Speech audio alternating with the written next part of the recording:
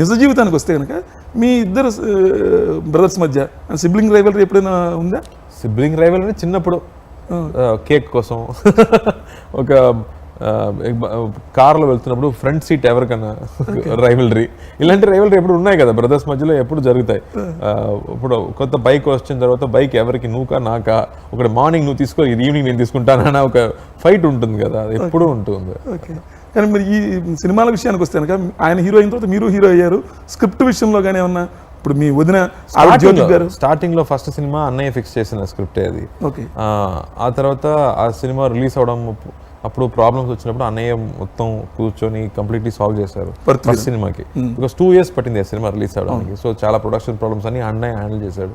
So when ever I have 1 or 2 doubts కానీ, అన్నయ్యకి ఏదైనా కన్ఫ్యూజన్స్ వస్తే, ఇలాంటి ఏదైనా కథ విన్నావా, ఆయనకి ఏదైనా కొత్త కాన్సెప్ట్ కథ వస్తే, ఇలాంటి ఇంటర్నేషనల్ ఫిల్మ్స్ ఏదైనా ఉంటుందా, సిమిలర్గా ఉంటుందా, బికాజ్ నేను చాలా ఎప్పుడు రీసెర్చ్ చేస్తూ ఉన్నాను కాబట్టి నన్ను అడుగుతారు.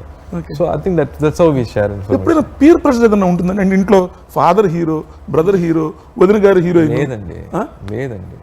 లేదు. ఎందుకంటే అన్నయ్య స్టైల్ వేరు, నా స్టైల్ వేరు, వదిన స్టైల్ వేరు కాబట్టి పియర్ ప్రెషర్ అనేది లేదు. మంచి సినిమా చేయాలన్న పియర్ ప్రెషర్ ఉంటుంది.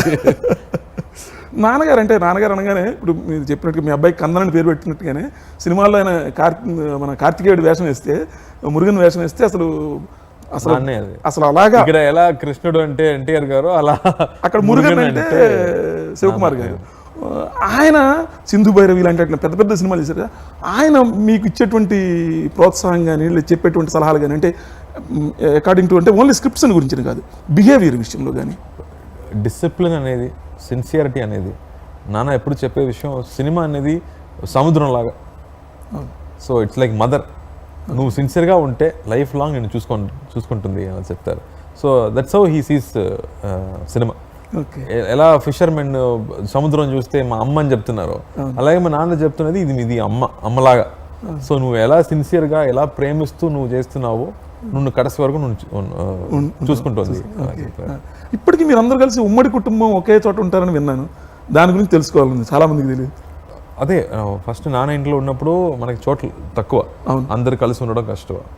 ఆ తర్వాత అన్నయ్య వచ్చిన తర్వాత అన్నయ్యకి ఇంకొక పెద్ద ఇల్లు కట్టిన తర్వాత అమ్మ నాన్న దగ్గర తీసుకెళ్లారు. ఆ తర్వాత నేను చెప్పారు, నువ్వు వేరే ఇల్లు, నేనే ఇల్లు ఉండడం కష్టం, మనం మొత్తం కలిసి ఉండామంటారు. అండ్ నాకు పెళ్ళి అయిన తర్వాత ఈ డిసిషన్ జరిగింది. అప్పుడు వదినకి, నా వైఫ్కి ఇద్దరికి బాగా సెట్ అయింది. అది చాలా ముఖ్యం.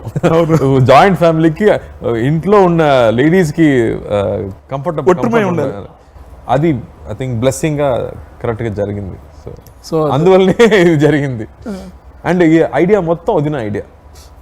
వదిన చెప్పారు, మనం వేరే వేరే ఇల్లులో ఉండడం సరిపోద్దు, మనం అందరూ కలిసి ఒకే ఇల్లు ఉండాలని చెప్పారు.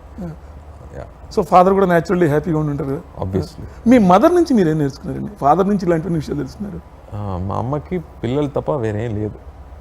సో లైఫ్ మొత్తం తన కోసం, మా అమ్మలు అందరూ అలాగే అనుకున్నాను. మనకి ఏం కావాలో, నాకు ఇష్టమైన విషయం అని అన్నీ వదిలిపెట్టి పిల్లల్ని బాగుండాలి, వాళ్ళు కరెక్ట్గా పేరు సంపాదించాలి, హెల్తీగా ఉండాలనే ఎప్పుడు ఆలోచిస్తున్న వాళ్ళు. అండ్ ఇంకో విషయం అమ్మ దగ్గర నేర్చుకునేది, ఎవరు వచ్చినా తినకుండా వెళ్ళరు ఇంటికి వచ్చిన, అది ఏ టైంకి వచ్చినా, అన్నపూర్ణ అది 4 అయితే 5 అయితే ఎవరు వచ్చినా టైర్డ్ అవ్వకుండా తప్పకుండా, అది ఒక గెస్ట్కి వచ్చిన గెస్ట్ డ్రైవర్ అయినా కూడా మేక్ ష్యూర్ ఎవ్రీబడి ఈట్స్ అనే విషయం ఉంది కదా, అది చాలా ఈజీ కాదు. సో ఇన్ని రోజులు ఆల్మోస్ట్ 40 years 50 years వరకు అదే విషయం మెయింటైన్ చేయడం